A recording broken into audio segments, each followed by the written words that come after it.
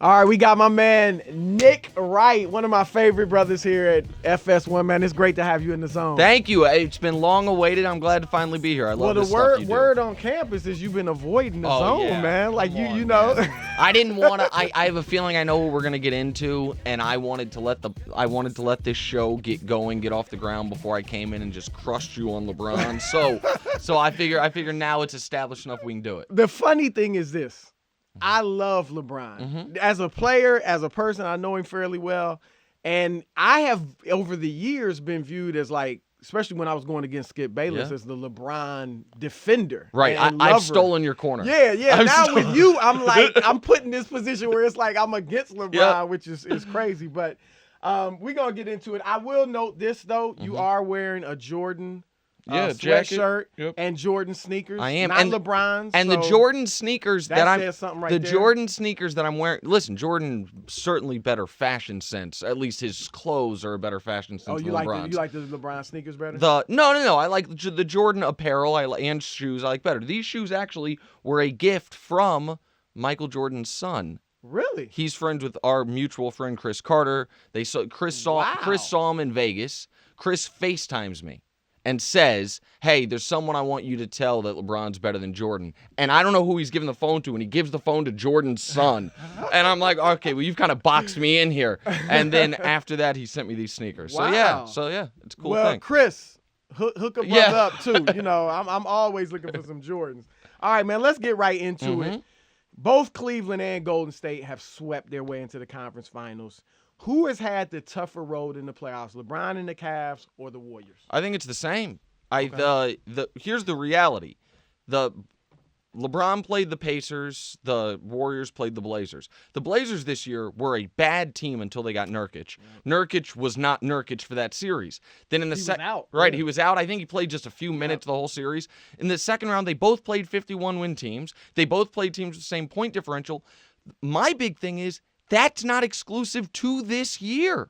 The last 2 years prior to this year, the teams the Cavs have played in the playoffs leading up to the finals accumulated 298 regular season wins. The teams the Warriors played, 296. The Cavs played a 60-win Hawks team with 4 All-Stars. Don't big up those Hawks, man. Come on. Well, we only laugh at them because LeBron swept them. They were a 60-win team, Chris. They were the worst number 1 seed in history until Boston this year. I don't know if you can say a team that won 60 games. I can say it. They weren't that. They had a great regular season. Sure. But they weren't built for the playoffs. Yeah, they weren't a great team. They weren't on Cleveland's level. Can we of course, but none of these teams are. But can we acknowledge the Warriors in this big brutal Western Conference have not had tough paths to the finals? The first year, the year they won the title, they didn't play a starting point guard the entire postseason. Yeah. The whole postseason, they didn't play a starting point guard. The first year, and that was a big criticism. Correct. You know, Conley was out when they played Memphis. Kyrie went out. Patrick Beverly was out. They and that's why they came back. And they were to great. Win the 73 games.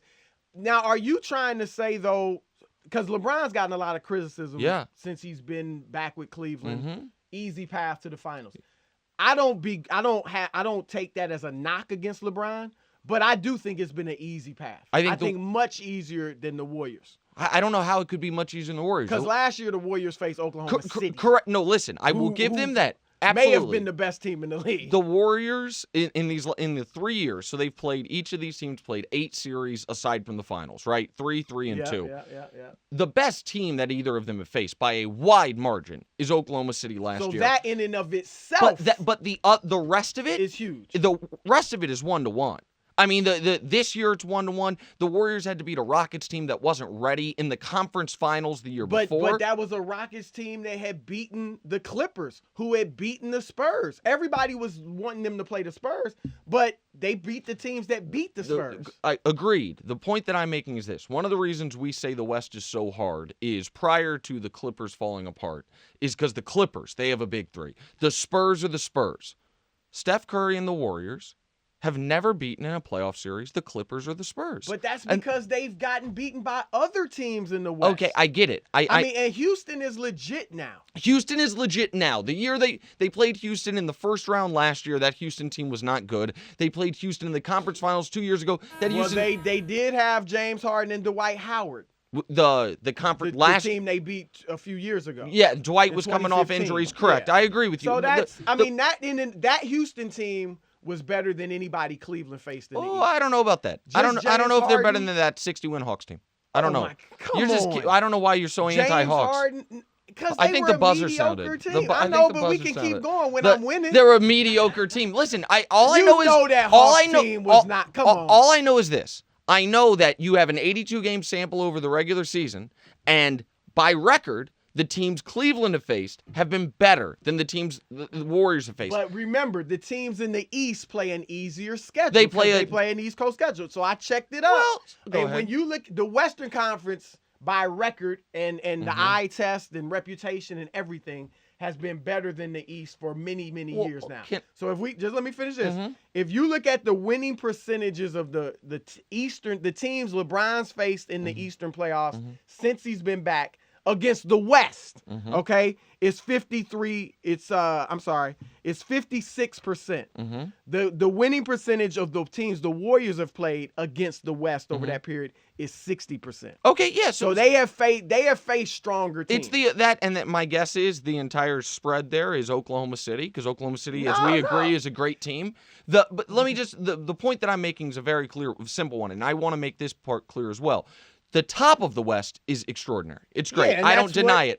But when people bring up the records and the what do you call it? Unbalanced schedule. Yeah. The bottom of the West is awful. This year. The last few years, the bottom of the West. The bottom of the West, the bottom of the East is awful too. Philly, really. Brooklyn and Philly. Yeah, that's fair. And then the West up till this year, the playoff teams have been good. Now this year, I think you're right. Portland, Indiana, it's a wash. Right.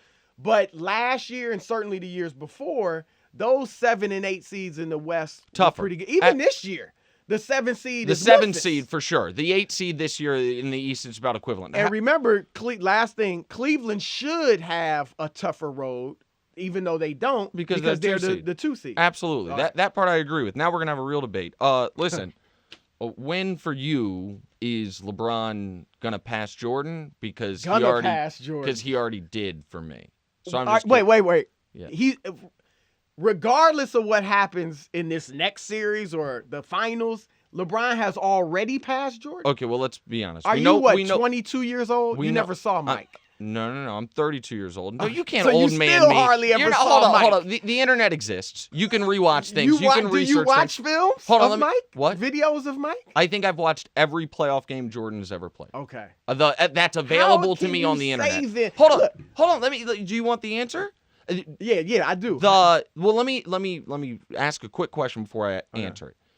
For you, when Jordan retired the first time after the 3 rings, for you, was he the greatest basketball player ever? I'm going to be honest. He had only played 9 years.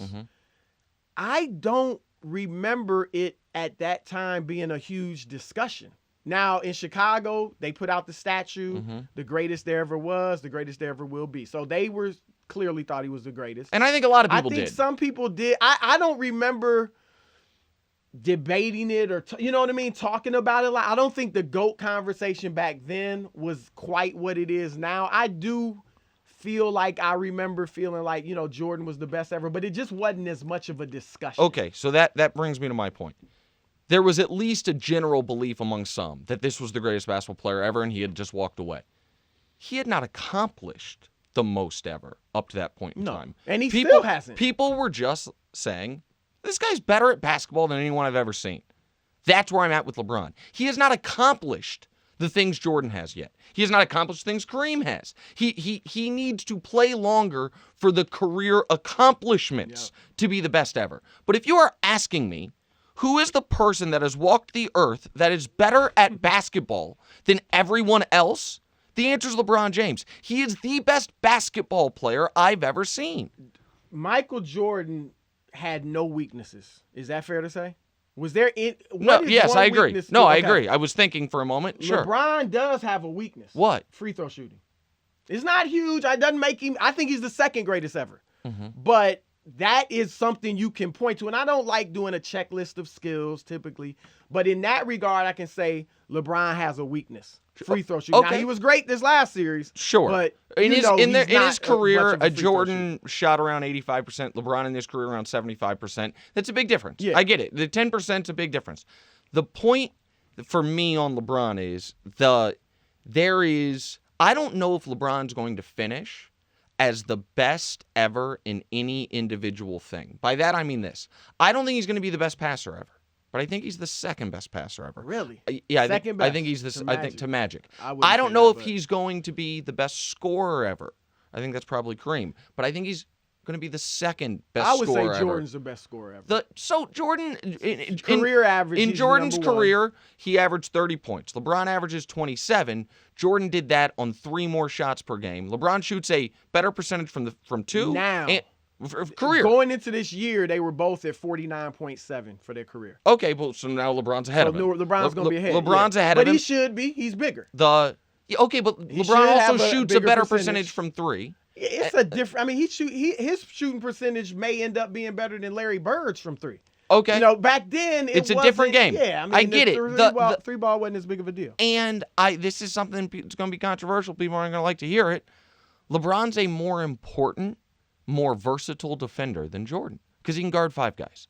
And his size. Yeah, but the size matters. But he doesn't guard. He rarely will guard a center. But you can. You can switch off, and if he has to bang with the guy, he can. But I would argue Jordan was a better one-on-one defender than LeBron. I think Jordan was more tenacious of a defender. Ignore that. Exactly. Let me put it like this.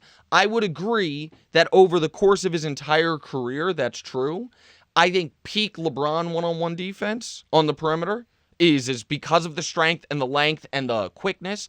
I think that matches Jordan. Now let me get to what the question was supposed to be. When are you going to join me? When are you joining me on the right side of this argument? I have said that if LeBron wins it this year and wins it next year, that at the time I said he will be the GOAT. Mm-hmm. And, he obviously would have to be the best player and win the finals MVP and all that.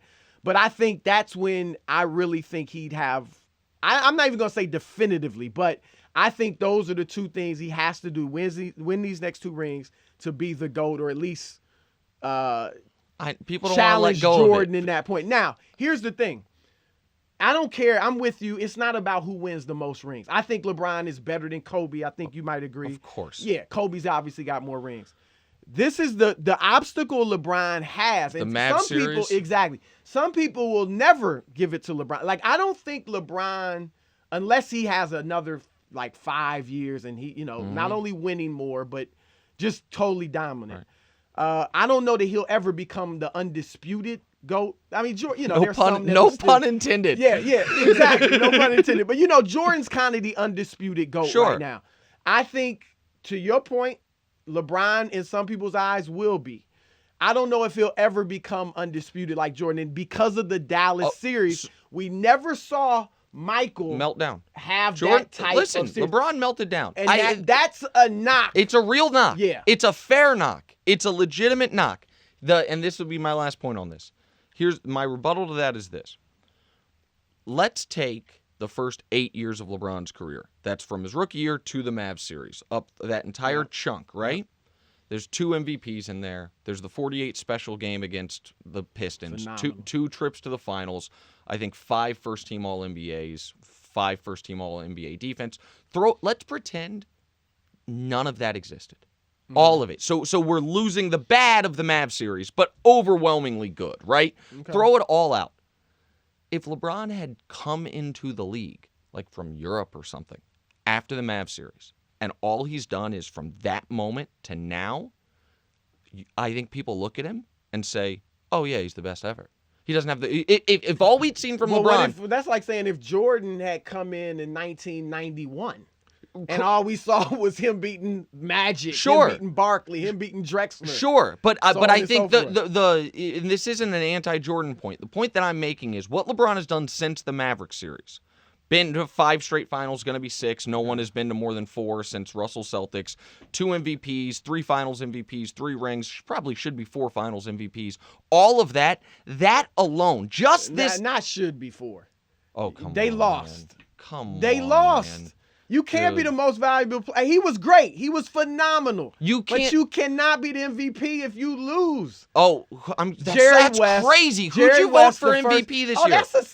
That's a season. Oh, okay. And if you want to go there, we can go there. No. But the point, and by the way, I do love, it's my favorite thing ever. LeBron in that finals where you're saying he couldn't have been the MVP. He averaged 36, 13, and 9. What'd he shoot? Hold on. Who won the MVP? You're a big efficiency guy. I think around 40%, right? 38%? It might even been below. 38. I think it was about 38. But he averaged 36, 13, and 9. You know who won the MVP? Oh, that was atrocious too. That was just as ridiculous. I would have given it to LeBron over Iguodala. The guy. This is how great LeBron. It should have been. This is how great LeBron is. He averages 36, 13, and 9, and they give the MVP to the guy who held him to 36, 13, and 9. Like, man, if Iggy wasn't out there, he would have really gone off. Nah, I hear you. I hear you. But here, look. These are the two. To me, these are the arguments LeBron.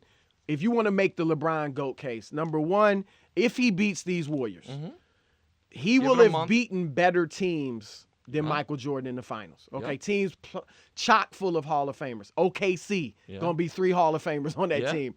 San Antonio gonna be 4 Hall of Famers on the team he beat. Oh Duncan, you're right. You know they Manu's weren't in their Hall prime. Manu, Parker, Kawhi. Duncan, Kawhi. Yep. And then this Golden State team last year's 3. I think his Golden State team is gonna be 4. This is gonna be 4. So last year's gonna be 3. Draymond being I'll give in you the Hall that. of Fame. Ugh. And the longevity argument. Never been hurt. He will, and he's probably got 3 years as a top 5 player at least. 3 more years left. Come on, You Chris. think more? It might be 5 player? Yeah. I think he's got 3 more years as the best player in the league. Maybe. I mean, he looks phenomenal. Yeah. But I feel like we've just totally disrespected we the do. format of this We're show. in the zone, man. Okay. I'm the zone. All right. I'm the zone. Okay, all right. I got So you. you good. I like All this. But this The one thing about longevity thing. Jordan. Yep. Jordan, while he didn't dominate a big 3 era, he did dominate the best era of big men we've ever seen. But he ducked him in the finals. He didn't duck him. I mean, they just may ducked not have him gotten the wrong there. word. He didn't have to he go had against to go them in the through finals. Ewing virtually every year in the Yeah. East. And, you know, And then Shaq Rick was in the Smits. league. No, but Shaq was in the league. David Robinson, Elijah Wan. That was the best era of big men the league has ever seen. And I'm going to tell the audience a secret, and then I'm going to shut up about this because you mentioned Shaq being in the league. I know that the tapes have been burned, and I know that I'm not allowed to bring this up. Yeah, you're not. But go ahead. Shaq and the Magic beat Michael Jordan in a playoff series. See, it's that's real. what tells it happened. me you're young.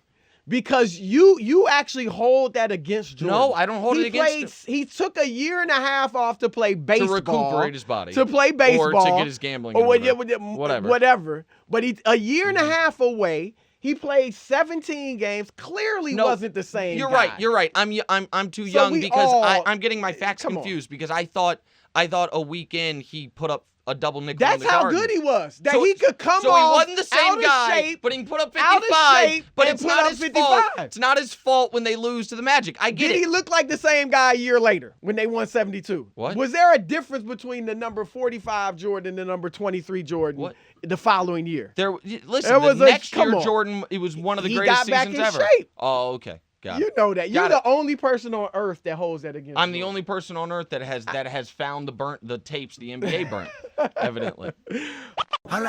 Sit down. Be humble. All right, my man. Yeah. 2-0, Broussard. Oh, Jesus. Look, whether LeBron wins it or not, we know he's getting to the finals. Same could be said about the Warriors. Has the dominance of Cleveland and Golden State ruined the playoffs? It would have, and I'm sorry this podcast is becoming so LeBron centric. The Golden State would have ruined this season, not just the playoffs, if LeBron didn't exist. The only reason Westbrook didn't help? Well, Westbrook was. I love Russ. I wouldn't have voted him for MVP, but I'm not on the corner of not liking Russ. Okay. I love Russ. I literally have a Russ painting in my house. Like Really? I truly do. Like I've got a Russ, a Magic, and Ali. So and you would have had him second on the MVP. I would have had him third, but I love Russ. Okay. Russ was incredibly exciting to watch, but the only reason the season didn't feel like a foregone conclusion is because everyone knows no matter how good Golden State is, at the end of the day, they've got LeBron waiting for him. And so I think I would have felt anticlimactic about this year if, with the Cavs being the Cavs and the Warriors being the Warriors, if either didn't exist. Does that make sense? Like, I would have felt like, okay, we've got LeBron at the peak of his powers. If the Warriors don't exist, like, instead of Durant going there, say Durant doesn't go there and in the beginning of the year, Steph gets hurt and they're just a regular team. I would have felt like, okay, we know how this story ends. One of the reasons that I think the Jordan's era didn't feel anticlimactic was people convinced Jordan left. And then when he came back, people convinced themselves that first year everyone knew they were going to win once they won the 70 games. But then Utah was real. Yeah. I mean, they had the MVP in Karl Malone. They took them to 6 games the first time. And those were relatively close 6-game series, if you will. And so it hasn't ruined it for me because I think we're going to get this NBA Finals. But if the Finals going to be tremendous. Right? Yeah, I mean, it'll be a great 5 games for the Cavs. 5? Really? 5? I don't think they'll be able to sweep them like they have everyone, so I'll give the Warriors 1. Wow. Look, beginning of the season, I picked the Warriors over the Cavs. Mm-hmm. But because of LeBron and to a lesser extent Kyrie, I was like, look, Cleveland could beat them because LeBron's that great. And going back to what we were talking about earlier, LeBron is but he's looking Jordan-esque. I know it's only the Pacers and Toronto, but the way he's been toying with these people, the way he looks like a father playing against his sons, reminds me of Jordan during that 6 straight finals. And later, the latter part, obviously. But he's just like, you can't beat him. Now, will that continue with the Warriors? That's what we want to see. Well, and what the other thing is that really matters, I think it's from like April 20th until, no, wait, that can't be right. Like March 20th until the beginning of the Eastern Conference Finals. It's going to be like 50 days. And LeBron will have played 8 games. Yeah, like he's 6 minutes away from 50,000 career minutes. Yeah. So he's supposed to be totally exhausted, but I mean, he's basically getting multiple All-Star breaks. Yeah. You know what I mean? Which is huge. huge. For him, especially huge. I'm with you. I don't think it's ruined the playoffs. I actually think for the diehard fans, we've had some good series. Yeah. This Rockets-Spurs series has turned out to be great. Memphis Spurs was great. I think Wizards-Celtics has been awesome. I want some overtime closer Isaiah games. Thomas game is great. Yeah, but we've had some that great was moments. A tremendous great game. So, and for the casual fans, we're looking at 2 juggernauts heading for a collision course. So I'm with you. I don't think it's ruined the playoffs. All right, Draymond called out a fellow NBA player for sending nude snaps. No. He did. No. He did. That would have been just as hypocritical. You're not even Draymond calls Kelly Olynyk a dirty player. So he doesn't respect guys like that. Chris, is he just a hypocrite or the biggest hypocrite ever? I'm not gonna say he's a hypocrite. Mm-hmm. I like Draymond, but in this instance, he is certainly being hypocritical because he is. I don't know. I don't care how you slice it. You're kicking guys in the man zone. Yeah. All right. You kick Steven Adams there. You hit LeBron there. You kick Kyrie in the chest. You've kicked Blake Griffin and James Harden. He kicked his player on the Suns in the hand this year and dislocated his finger. And he's lucky in all those instances I mentioned. You mentioned one where somebody did get injured. Right. But those guys didn't get it. Yeah. If he would have caught Kyrie in the jaw or something, right. I mean, so Draymond, there's no excuse for it. There's a 5-minute video on YouTube, and there's probably more dirty plays from Draymond Green. So for him to call out Kelly Olynyk is absolutely ridiculous. I don't even think the play Olynyk made on Kelly Oubre was dirty. I thought it was a good pick. Now, maybe it was a foul. The previous time down the court, I thought he did something kind of dirty, and then he did it again. This will shock people. I'm going to defend Draymond a little bit. Now, let me give a little background. I think Draymond should be working on his 3rd straight Defensive Player of the Year award. Okay. I think he's the most impactful defender. I think he's going to win it this year. I think he should have won it the last 2 years. I think he's the most impactful defender in the league by a wide margin. What he does on defense is brilliant. I can acknowledge that even though his mom keeps coming for me on Twitter and being mad. Here's the defense of Draymond. What Draymond does, while dirty as hell, I believe there's a strategy to it. I think he kicks that leg out because it hurts to get kicked. He gets away with it most of the time, and it creates space for him. Draymond is. But when he hit LeBron, that was just a flash of anger. That was a flash. There's nothing strategic about that. There was something strategic about LeBron stepping over him, trying to bait him. But the Draymond, people got mad at me. I said this on Twitter. I said there's 100 players in Europe who have more skill than Draymond Green, and people were like, "What?" Draymond's skilled. He can't. He's not a great shooter. He actually can shoot pretty well. He's got skill. Even at Michigan State, I was looking at this dude like he can handle. He can pass. He knows the game. The point that I'm trying to make there is, and so maybe I shouldn't have done it in a tweet because you're restricted on characters. Is Draymond's one of the 12 most important players in the league, and it's not because of his physical gifts. It's because of his mind. Yeah, Draymond is brilliant. Absolutely a basketball genius. What he does defensively is unreal, and I think he's realized I've got to have a few pseudo-dirty tricks for a guy my size, my vertical, my athleticism to be as dominant as I am. What Olynyk does is hurts people. But hold on. See, here's the thing. I don't disagree necessarily with what you said. Draymond may be thinking that. But everybody that does something, I mean, I don't think Olynyk goes out to hurt people. I think he tried to hurt Kevin Love. He grabbed and did the. I mean, it's arguable. But my thing is every dirty play is strategic. If I'm guarding you and I'm holding your jersey, that's dirty, but it's strategic. Sure. So I could defend every dirty play and say they were doing it for strategy. Can I go third rail here real quick? I feel like Olynyk gets a pass because he's a goofy white guy.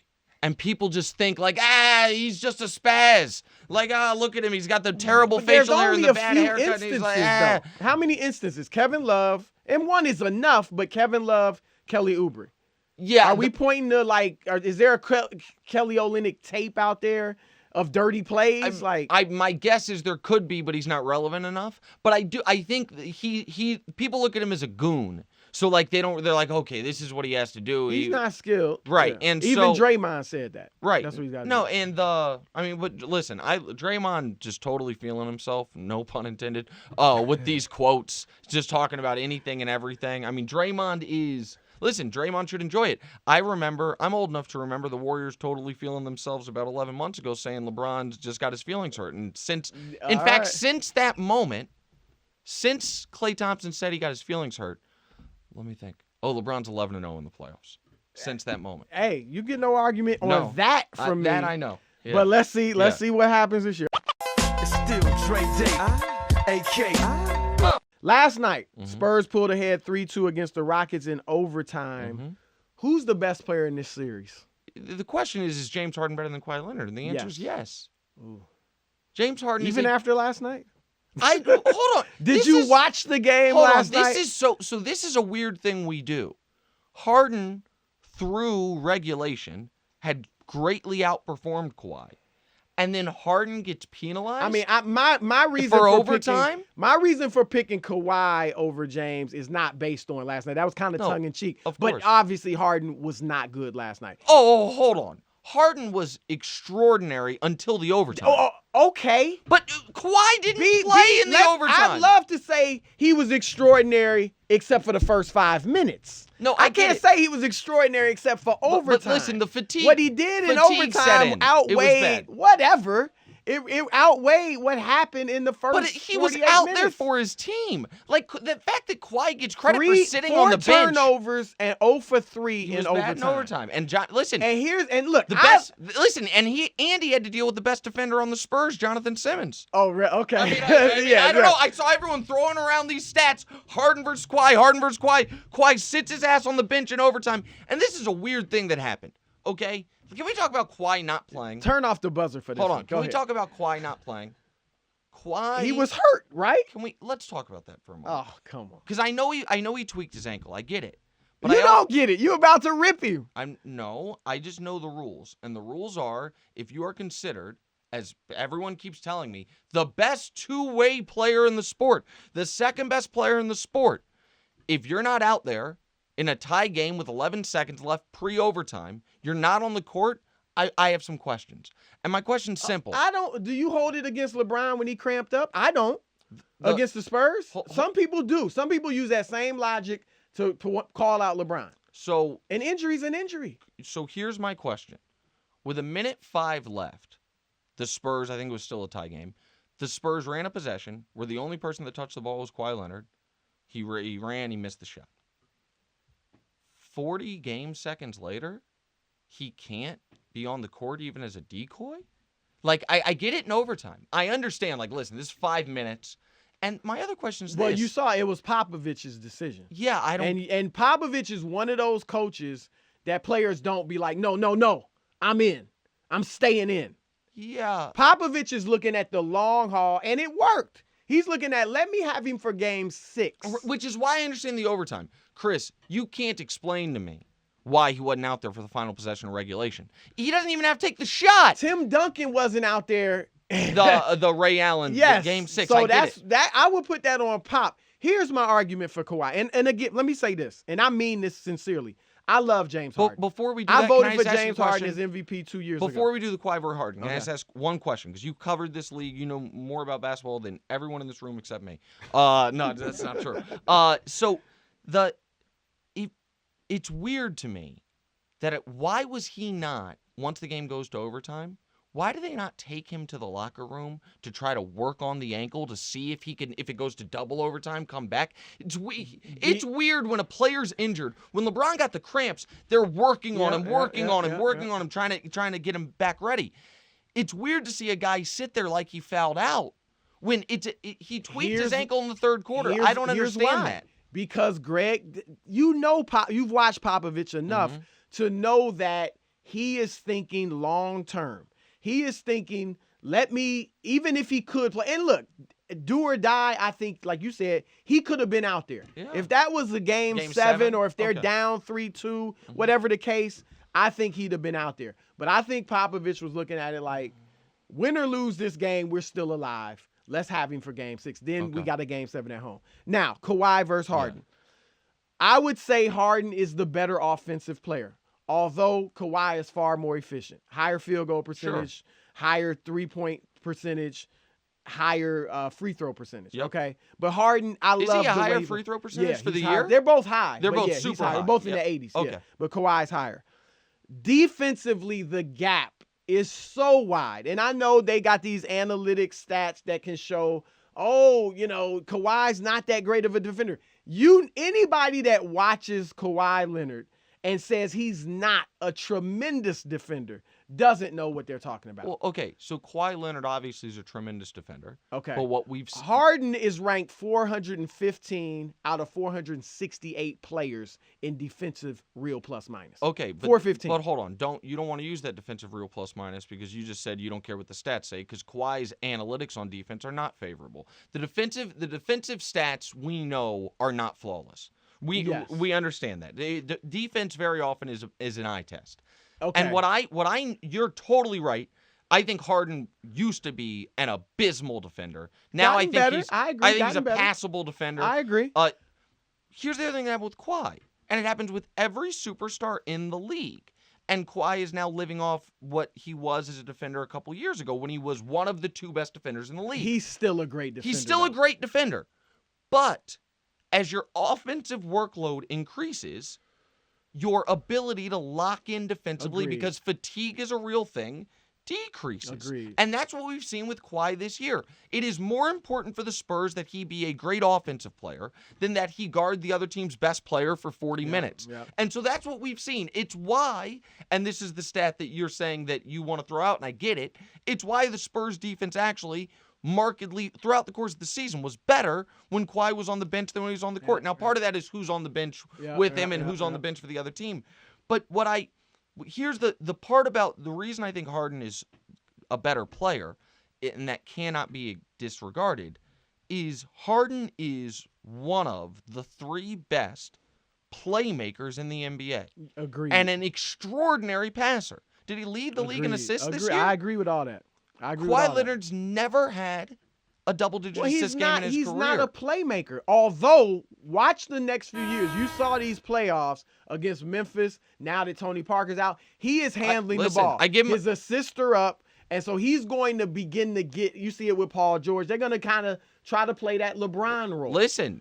But right now, there's no question Harden's a better player. Give Kawhi a ton of credit. In this series, he set his career high in assists with 8. Let me say it again. His career high in assists of 8. I get it. But here's the last 2 40-point games thing, in his career. And I don't know how you're going to answer this. Okay. James Harden, love him to death, but he has not been good in the clutch. Sure. Not just last night. Nope, throughout his career. First finals, 3 years into the league, he was a pup. I give him a little bit of slack. Averaged 12 points on 37% shooting against LeBron's Miami Heat. I would give him a lot of slack, but Kawhi, his third year in the league, he actually goes up against LeBron and is the finals MVP. Another fraudulent finals No, MVP. It's not a fraudulent MVP. LeBron averaged more points, rebounds, assists, higher percentage shooting. Individually, he's better than Kawhi, but Kawhi was the key. Sure. The key player for the Spurs. And he was the finals MVP at the same age, so to speak, or stature in the league when Harden struggled mightily. It's true. We can go back to 2015. You were in Houston. James Harden's Harden, on the bench game 5, 2 for 8. He's on the bench in Game 6 in the fourth quarter in the big comeback. I get it. And then he's 2 for 11 with a playoff record, 13 turnovers in Game 5 against Golden State. Yep. No, it's true. And then last night, I mean, so Harden, Kawhi's been clutch. Harden is not. That part I agree with. I think Harden's overall games are close. I think Harden's overall game is enough better than Kawhi's that I can. So you don't think it's even close? No, listen. I'm a man on an island on this. I think Kawhi Leonard's the 6th or 7th best basketball player alive, and if that's a great insult, it's a great insult. But LeBron's better than him. Harden's better than him. Durant's better than him. I believe Russ is better than him, and I think Kawhi, Steph, and CP3, you can make a circular argument. You can go around and around. I think that's that tier that they're in. The one last thing that I want to say about Kawhi versus Harden, I feel this is not a totally fair who's a better player question.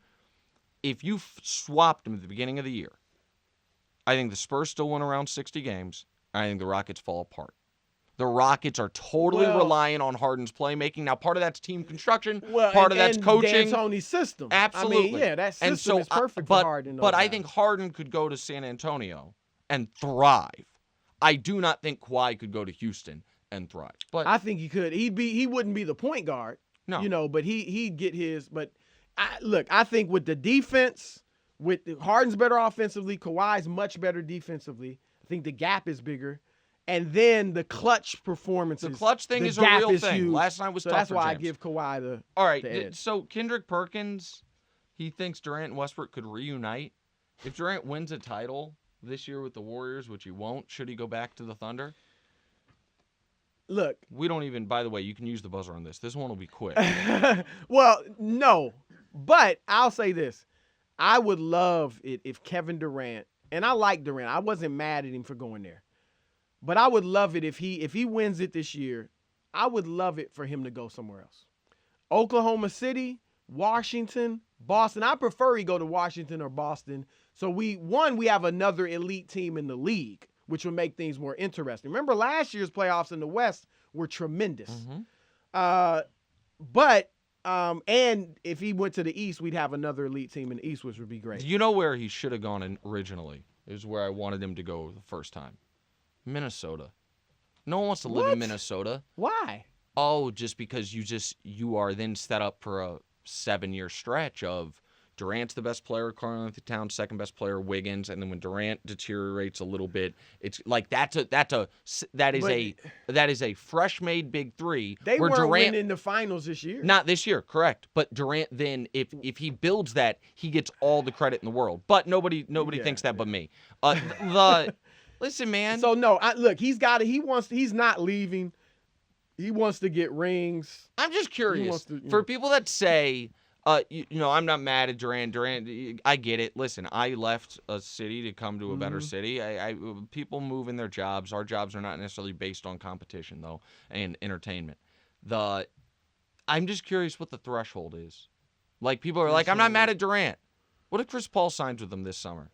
I'm going to go back up I think Steph. Paul should go to San Antonio. Sure. Oh, back up. That's if you Durant didn't go to back anybody up. He was the best player on the team. And in 2 years when LeBron's a free agent, he goes out there. Like, is there a threshold? Like, is everyone just allowed to say, I just want to win a ring? So Well, first of all, Durant, and I covered that closely, he didn't go there just to win a ring. He went there because he loved the style of play. He loved the ball movement, the unselfishness. He wanted to play in that system after 10 years of playing isolation basketball. Mm-hmm. Jerry West told him when he was recruiting him, look, you're going to average 25 to 30 points a game on 5 to 7 fewer shots, which is what he's done. Mm-hmm. You know, he was like, as you go on in your career, you're not going to get better, most likely, after in the year 11, 12, mm-hmm. 13, 14. You're going to need better players around you, and you're going to need to be getting easier shots. All that is why. And he went to a great team. Now, what he did, I will say, was worse, so to speak. I don't, like I said, I didn't criticize him, but so to speak, than what LeBron did. But in principle, LeBron going to a stacked team in Miami with Chris Bosh, it became stacked, is similar to what Durant did. It would have been like LeBron going to Boston. Well, in that they beat him. They beat him. But they I'm had talking won about a the championship of without him. Of going to greater players. A great, like, the most talented team in the league. When LeBron and Bosh went to Miami, LeBron, the best player in the world, joined the most talented team in the league. Here's the thing. That's what Durant did. The Heat were the most talented team in the league because LeBron went there. The Warriors were the most talented team in the league without Durant. Arguable. They just won Cleveland's 73 right games. there too. Well, again, LeBron's like Cleveland's a cheat code. talent.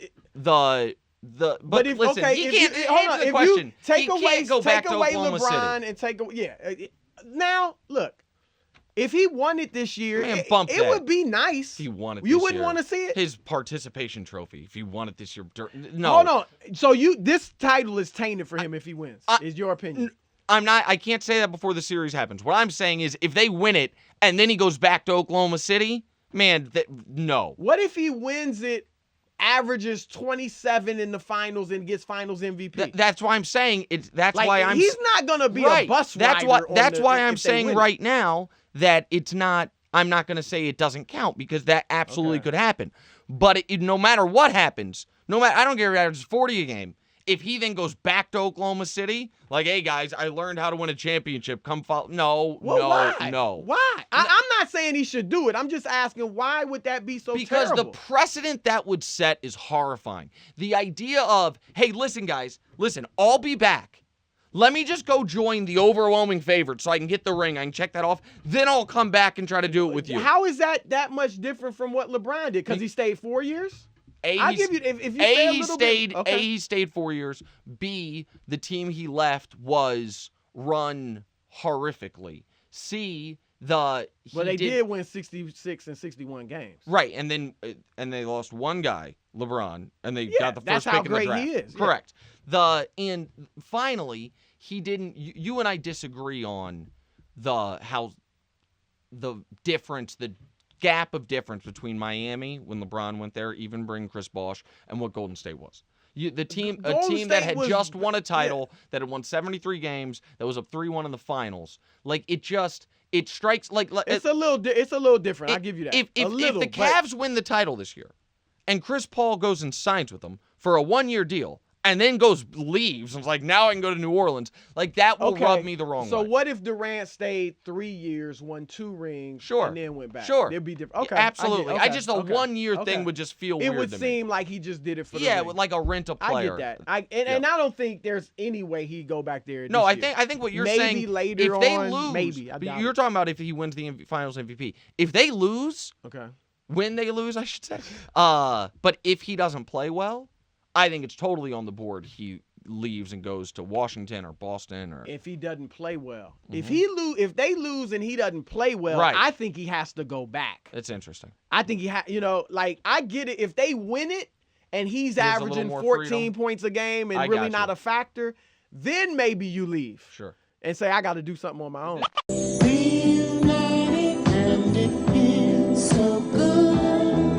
All right, this is the last question. Yep. All right. NBA draft lottery less than a week away. If the Celtics get the number 1 pick, who should they take? Lonzo. All right. Lonzo. We agree on something finally. Now, let me be fair. I didn't watch a ton of Washington, and I know Markelle Fultz is great. So I will say that up front. But I just think in today's NBA, what I would maybe feel differently if there's 2 top players, Lonzo and Fultz. Okay. If Josh Jackson's tough. Yeah, but I think those Jason 2 guys, I think the kid I watched in high school, I watched De'Aaron Fox score 44 in the first half of an AAU game with running clock. Like De'Aaron Fox is legitimate. There's some really good players. But if Fultz was not also a point guard, then maybe I'd say, hey, you have Isaiah Thomas. But if you're going to draft a point guard either way, I'd draft the one that I think has the highest upside. And I think Ball can be a superstar. I really do.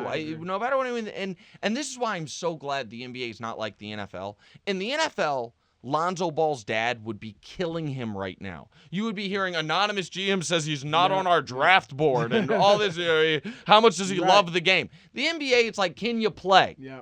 Can you play? We'll do, and the kid can play. So I'd go with Lonzo. I'm with you on this one because I think Lonzo can play with Isaiah too. I think you easily now at times both of them would handle the ball. Yep. But I think Lonzo would basically be the point guard, and Isaiah's a 2 guard as it is. And they can guard the opposite. Exactly. Lonzo can guard the 2, and Isaiah can guard. And if you do that and maybe get Gordon Hayward in free agency, which is a good chance of that happening or a chance of that happening, or you trade I would put it in play if I got Lonzo Ball. I'd go after Paul George again, and I'd give up that number 1 pick in 2018. And then some other pieces and try to get Paul George if he agrees to stay there long term. So I'm with you. I would take Ball. Look, most executives I've talked to about the draft like Fultz better, but I see Fultz being nothing against him, but the fact that they went 9-22 bothers me. I could see him being a Damian Lillard, and I think Lillard's a winner, but I could see him averaging 25 and 7 eventually, but not really. It'd be a weird thing if Fultz goes number 1. We're gonna have back-to-back years where the number 1 pick of the draft, their team didn't even make the NIT. Ben Simmons at LSU, that's a weird thing. That's right. And that could happen because usually in basketball, if you have the overwhelming best player, you're gonna maybe not be a champion, but win more than you lose. Yeah, I hear you. Appreciate you, brother. You represented yourself well. Of course. You're still in good spirits after the L. Oh, Jesus. And come on, Chris. You got at least we didn't yell at each other this time. Good to see you, brother. Thanks, man, for coming to the zone. Absolutely.